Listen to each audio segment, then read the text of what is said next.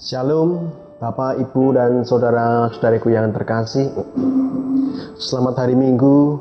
Pada saat ini kita kembali bertemu di dalam kita hendak mendengarkan sabda firman Tuhan, menggeluti sabda firman Tuhan pada minggu hari ini untuk menjadi juga bekal Bapak, Ibu, saudaraku dalam kehidupan ini, supaya semakin hari kita semakin dikuatkan dalam menghadapi tantangan-tantangan hidup kita. Saya berharap Bapak, Ibu, saudara-saudariku yang ada di rumah masing-masing, yang saat ini setia di dalam ibadah rumah, setia bersama-sama dengan kami, dan setia juga dalam ibadah Bapak, Ibu, dalam keluarga maupun secara pribadi. Kiranya kita semua diberikan hikmat oleh Tuhan, sehingga kita diberi kemampuan untuk memahami pesan-pesan surgawi dari Tuhan. Pada saat ini kita dikuatkan oleh pesan-pesan itu, dan sebelum kita masuk di dalam pesan-pesan Allah untuk kita melalui firman Tuhan, kita akan terlebih dahulu berdoa. Saya akan ajak kita bersama-sama berdoa. Saya akan pimpin Bapak, Ibu, Saudara untuk berdoa. Kita tundukkan diri kita di depan Tuhan, kita rendahkan diri kita di depan Tuhan, kita akan berdoa. Tuhan Yesus Kristus, kami mengucap syukur hari ini Engkau memberkati kami, Engkau menuntun hidup kami, Engkau yang senantiasa mengarahkan hidup kami kepada arah yang benar sesuai dengan kehendak-Mu. Tuhan, pada saat ini kami hendak bersama-sama menggeluti sabda firman-Mu sebagai bekal kehidupan kami, dan di hari Sabat ini kiranya Engkau berikan hikmat kepada kami untuk memahami sabda firman-Mu, sehingga firman-Mu benar-benar kuat ada dalam hati kami masing-masing. Tuhan, berikan kami hikmat, berikan kami pikiran dan hati yang penuh dengan terang. Kiranya firman-Mu jadi rema bagi kehidupan kami, menguatkan kami dalam kehidupan kami. Terima kasih Tuhan Yesus, dalam nama Tuhan kami Yesus Kristus saya berdoa. Amin. Bapak, Ibu, saudaraku yang terkasih, kita akan membuka sabda firman Tuhan. Kita akan bersama-sama dalami sabda firman Tuhan ini dari Yeremia 18 ayat 1 sampai 6. Yeremia 18 ayat 1 sampai 6. Saya akan bacakan satu-satu ayat, Bapak, Ibu, saudaraku yang terkasih, sehingga Bapak, Ibu, saudaraku bisa menyimaknya ayat per ayat apa yang Tuhan hendak sampaikan kepada kita saat ini. Yeremia 18 ayat yang pertama dulu. Firman yang datang dari Tuhan kepada Yeremia bunyinya. Kedua, pergilah dengan segera ke rumah tukang periuk. Di sana aku akan memperdengarkan perkataan-perkataanku kepadamu. Lalu pergilah aku ke rumah tukang periuk, dan kebetulan ia sedang bekerja dengan pelarikan. Sampai di sini dulu Bapak, Ibu, sampai ayat yang ketiga. Saya hendak menjelaskan apa yang disampaikan firman Tuhan ini, bahwa firman Tuhan datang kepada Yeremia, nabi Tuhan, yang saat itu diutus untuk melayani dan mendampingi bangsa Israel di tengah-tengah pergumulan mereka. Seorang nabi yang luar biasa bagi Yeremia. Ketika Bapak, Ibu, saudaraku mengingat Nabi Yeremia, ketika awal-awal ia dipanggil oleh Tuhan untuk menjadi seorang nabi di masa mudanya, sempat ia merasa tidak percaya diri. Ia merasa dirinya tidak mampu mengemban tugas sebagai seorang nabi di masa mudanya.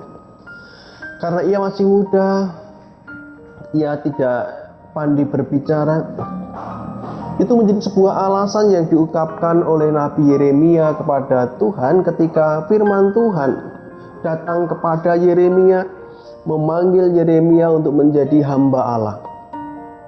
Satu alasan yang luar biasa yang menjadi satu alasan banyak orang ketika dipanggil oleh Tuhan. Masih muda, tidak percaya diri, tidak pandai bicara, dan alasan-alasan yang lain mungkin sekiranya Yeremia ketika ia dipanggil oleh Tuhan untuk menjadi nabi. Tapi di sana Tuhan katakan bahwa Yeremia diberi kekuatan kepada hatinya, pikirannya, imannya, dirinya akan panggilan Tuhan ini, sehingga Yeremia menetapkan hatinya untuk menjadi nabi, untuk melayani Tuhan di tengah-tengah pergumulan bangsa Israel. Karena itu Bapak Ibu Saudaraku, ketika kita berbicara tentang firman Tuhan yang pada waktu itu datang pada Yeremia, maka firman Tuhan katakan di sana, pergilah dengan segera ke rumah tukang periuk. Di sana aku akan memperdengarkan perkataan-perkataanku kepadamu. Ayat yang kedua ini ketika kita tidak membaca keseluruhan atau belum membaca keseluruhan, kita berpikir, mengapa harus Yeremia pergi ke tukang periuk? Apa hubungannya tukang periuk dengan pergumulan bangsa Israel pada waktu itu? Yang dibutuhkan oleh bangsa Israel adalah seseorang yang luar biasa hebat untuk selamatkan, untuk membebaskan pergumulan bangsa Israel yang pada waktu itu memang pergumulan mereka sebagai pergumulan yang berat. Mereka terbuang, mereka terjajah. Mereka membutuhkan kekuatan-kekuatan yang mampu untuk membawa bangsa Israel pada pembebasan. Tetapi kita melihat di sana firman Tuhan mengatakan kepada Yeremia, pergilah, bukan kepada orang-orang besar, bukan kepada bangsa-bangsa besar, bukan kepada kekuatan-kekuatan besar, tapi pergilah kepada seorang tukang periuk, karena aku hendak menyampaikan perkataan-perkataanku. Perkataan yang seperti apa? Yeremia tidak tercatat mengatakan sesuatu, membantah atau bertanya. Ayat ketiga langsung ia di sini katakan, lalu pergilah aku ke rumah tukang periuk. Bapak Ibu Saudaraku, sebuah hal yang perlu kita pelajari lebih mendalam lagi tentang sosok Yeremia hamba Tuhan dan nabi-nabi yang lain. Ketika firman Tuhan itu datang, diperdengarkan kepada seorang nabi, hamba Tuhan, dan kadang juga kita. Ketika ada sebuah pesan surgawi yang Tuhan berikan kepada umatnya, maka hal yang dituntut dari umat Tuhan, hamba-hamba Tuhan adalah segera melaksanakan apa yang Tuhan perintahkan, apa yang Tuhan pesankan. Maka ini menjadi satu pelajaran yang luar biasa untuk orang Kristen. Jangan mempertanyakan apa yang dikehendaki oleh Tuhan, menimbang-nimbang apa yang dikehendaki oleh Tuhan benar atau tidak, untung atau rugi, dan lain sebagainya. Tetapi ketika kita tahu bahwa itu adalah sebuah suara Tuhan, suara surgawi, suara firman yang dinyatakan kepada kita, maka apa yang bisa kita pelajari dari Yeremia adalah, pergilah aku ke rumah tukang periuk. Tidak menunggu-nunggu lagi, tidak menunda-nunda waktu. Ketika firman Tuhan itu datang, maka Yeremia sebagai hamba Tuhan, sebagai umat Tuhan, sebagai nabi Tuhan, melakukan apa yang diperintahkan Tuhan.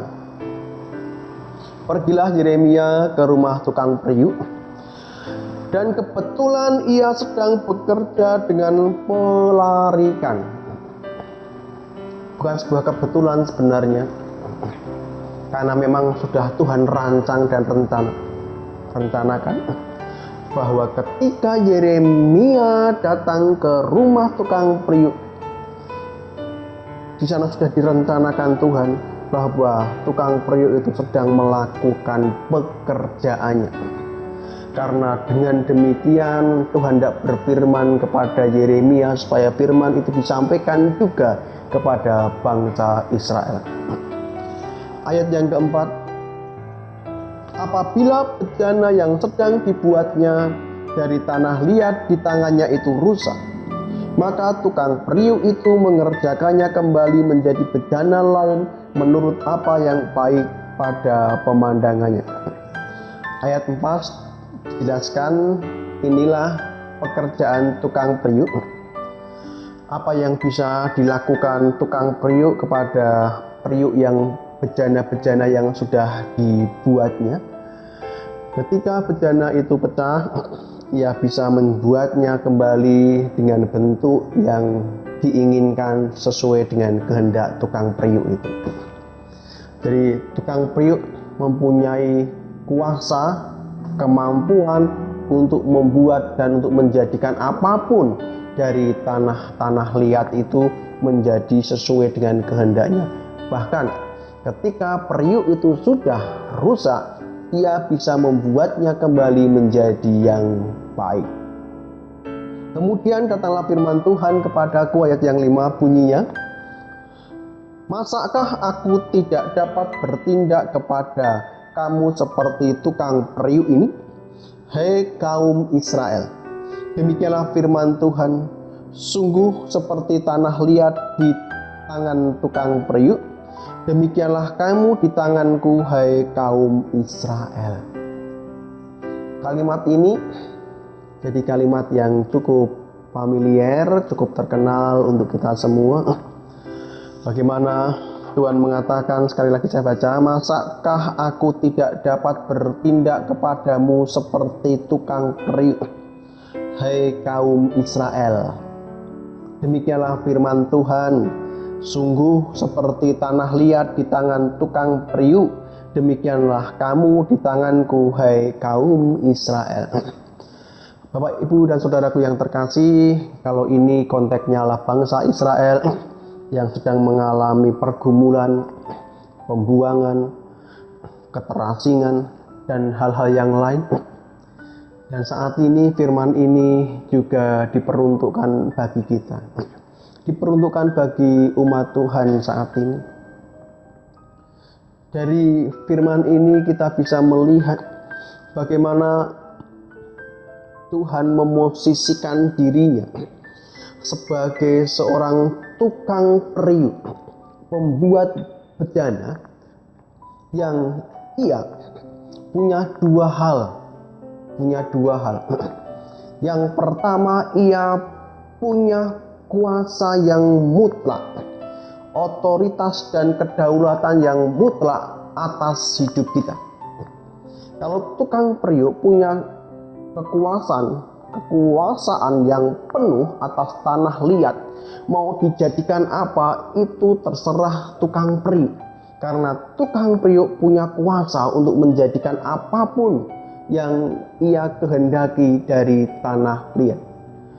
Ataupun ia bisa punya kuasa untuk mengubah periuk-periuk bejana-bejana yang sudah rapuh, pecah, menjadi bejana yang baru yang lebih bagus. Bapak, Ibu, saudaraku yang terkasih, dari sini kita dikuatkan iman kita belajar tentang pesan surgawi untuk kita saat ini. Ada dua pesan surgawi untuk kita saat ini, Bapak, Ibu, saudaraku.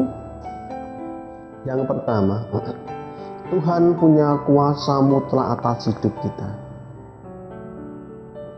Kita hanya seperti tanah liat.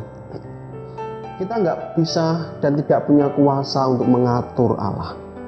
Allah yang punya kuasa mengatur hidup kita. Kita nggak punya kuasa untuk mengendalikan kehendak Allah. Kehendak Allah yang akan mengendalikan hidup kita.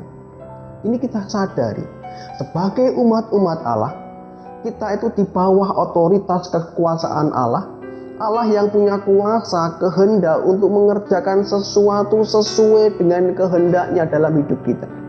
Ia bisa membentuk kita sesuai dengan kehendaknya, sesuai dengan keinginannya.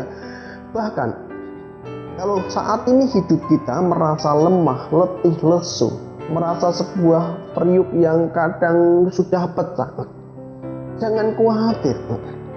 Jangan khawatir tentang kehidupan kita hari ini, karena kita tahu ketika kita mengalami pembaharuan iman, pertobatan, hidup baru di dalam Tuhan, kita meyakini bahwa Tuhan punya kuasa untuk membentuk kita menjadi sesuatu yang baru lagi, memberikan hidup kita, merancang hidup kita menjadi sesuatu yang baru.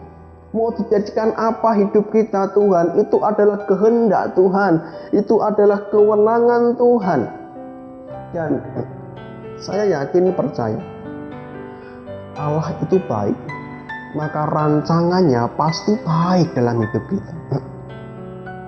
Allah itu adalah pribadi yang baik, maka Ia akan membentuk kita menjadi sesuatu yang baik. Ini yang harus kita yakini. Kita punya Allah yang belas kasihannya, kebaikannya, kemurahannya, hatinya yang penuh dengan cinta kasih kepada kita. Kita punya Allah pribadi seperti itu, maka ketika Allah memiliki otoritas dalam hidup kita, kekuasaannya benar-benar kuat untuk mengatur hidup kita, untuk membentuk hidup kita, maka kita percayakan itu kepada Tuhan, karena kita yakin Allah kita itu baik, Allah yang baik. Daud katakan bahwasanya untuk selamanya kasih setia Allah itu penuh dengan kasih setia.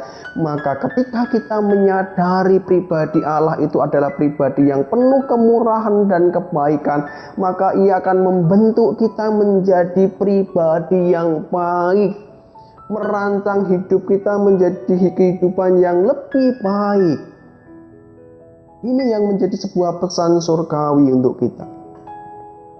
Dan kita harus siapkan itu dengan kerendahan hati, dengan pertobatan total, dengan penyerahan hidup kepada Tuhan, supaya ketika Tuhan membentuk kita sebagai tanah liat dan dijadikan sebagai sesuatu yang baik, Tuhan menjadikan kita pribadi yang luar biasa, masa depan yang baik, kehidupan yang baik.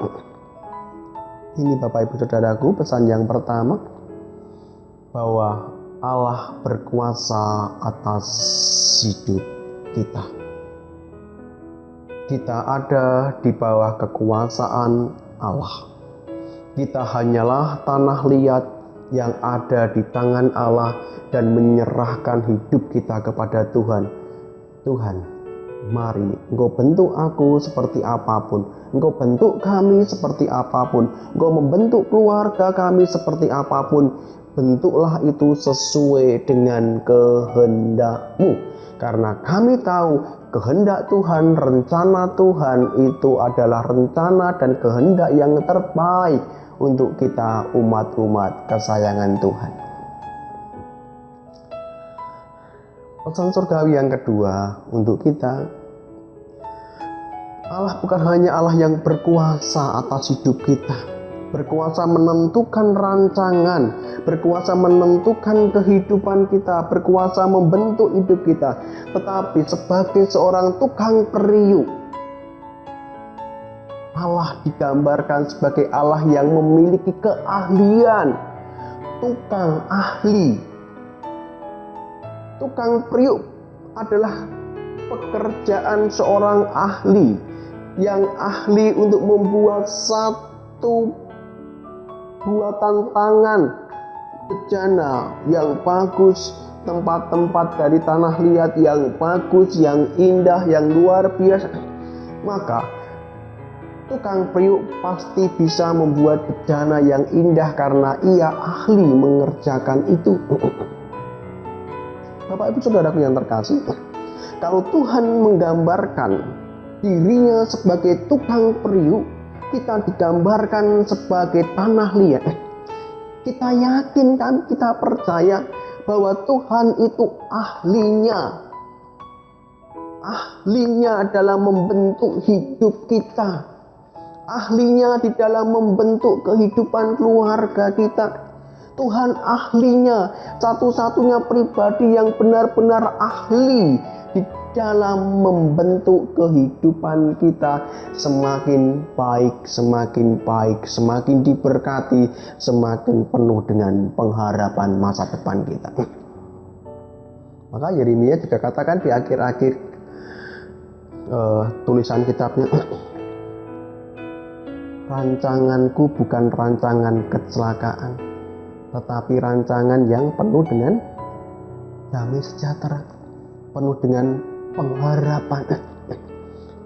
Karena Tuhan mengatakan seperti itu, seperti yang dikatakan firman Tuhan, Tuhan kita adalah ahli, sang ahli dalam membuat hidup kita semakin baik. Kalau Bapak Ibu hendak membuat sebuah bejana yang bagus, yang cantik, serahkan itu kepada tukang periuk. Maka Bapak Ibu akan dibuatkan satu tempat dari tanah liat oleh tukang periuk ini, sebuah karya bejana, tempat-tempat yang indah untuk bisa kita pakai atau jadikan sesuatu hiasan yang indah. Kalau Bapak Ibu ingin hidup kita, hidup keluarga kita menjadi keluarga yang indah, masa depan yang indah, kehidupan yang semakin baik, serahkan pada ahlinya. Pribadi yang ahli membentuk kehidupan kita semakin hari semakin bagus. Siapa ahlinya? Ahlinya adalah Tuhan Yesus Kristus. Saudaraku yang terkasih, ini firman Tuhan yang sudah kita terima saat ini. Kiranya firman Tuhan ini menguatkan kita, mendatangkan sukacita, berkat, dan kekuatan dalam hidup kita. Ingat sekali lagi, percayalah bahwa Tuhan berkuasa penuh atas hidup kita dan kekuasaannya menentukan arah hidup kita. Percayalah bahwa Tuhan adalah pribadi yang ahli di dalam membentuk kehidupan manusia menjadi kehidupan yang baik. Jika kita mempercayakan keluarga kita, mempercayakan pekerjaan kita, mempercayakan perekonomian keluarga kita, mempercayakan kehidupan kita totalitas, kita yakin Tuhan gak pernah mengecewakan kita. Tuhan akan membentuk kita menjadi pribadi yang luar biasa. Demikian sahabat firman Tuhan yang saat ini bisa kita dengarkan dan menjadi kekuatan kita masing-masing. Diberkatilah kita semua Bapak Ibu Saudaraku, diberkatilah keluarga kita, diberikanlah kita perlindungan oleh Tuhan dan kesehatan oleh Tuhan. Amin. Kita akan berdoa. Tuhan kami Yesus Kristus, kami mengucap syukur kalau saat ini Engkau ingatkan kami melalui pesan surgawi bahwa hidup kami orang Kristen itu ada di bawah kekuasaan-Mu Tuhan. Kami nggak ada di bawah kekuasaan dosa lagi. Kami tidak ada di bawah kekuasaan apapun. Kami ada di bawah kekuasaan-Mu. Dan hidup kami sedang ada di genggaman tangan-Mu. Engkau menggenggam kami. Bukan hanya menggenggam, tetapi Engkau ahli di dalam membentuk kami menjadi semakin baik. Karena itu Tuhan Yesus, kami menyerahkan hidup kami semuanya kepadamu. Kami mempercayakan hidup kami semua kepadamu.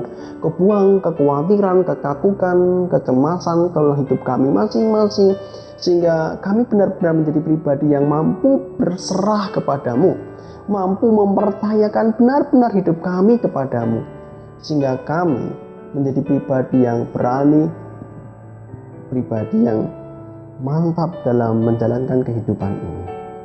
Tuhan, kami serahkan kehidupan kami di dalam tangan kuasa. Kiranya Engkau juga memberkati kami semua, berkati sidang jemaat-Mu saat ini. Berkat surgawi dari Allah Bapa, Putra, dan Roh Kudus menyertai dan turun atas-Mu dari sekarang sampai selama-lamanya. Amin. Bapak Ibu Saudaraku, kiranya hari ini kita terus diberikan semangat, diberikan sukacita dan damai sejahtera dalam kita menghadapi kehidupan ini, dan satu pekan ini kiranya kita bisa menggunakan waktu dengan baik dan hidup sesuai dan seturut dengan firman Tuhan. Tuhan Yesus Kristus yang penuh kasih dan kemurahan memberkati kita semua. Amin.